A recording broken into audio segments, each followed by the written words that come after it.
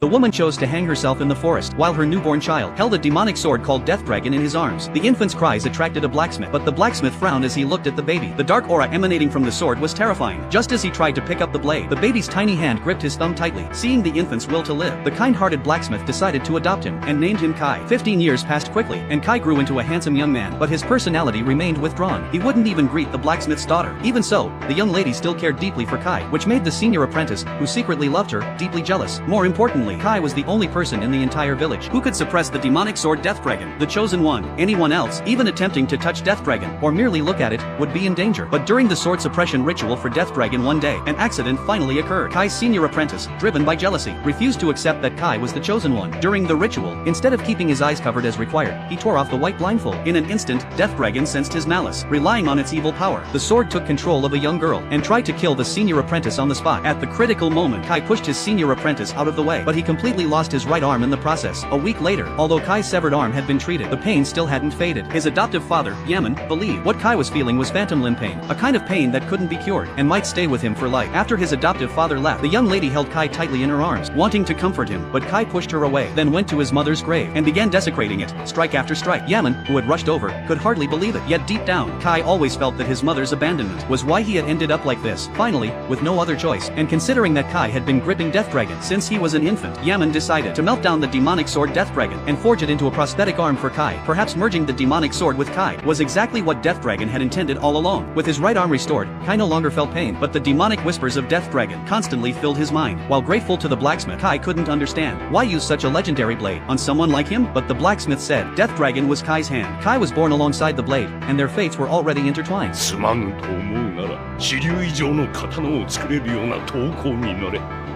カイ。はい、励みます。一命をかけて。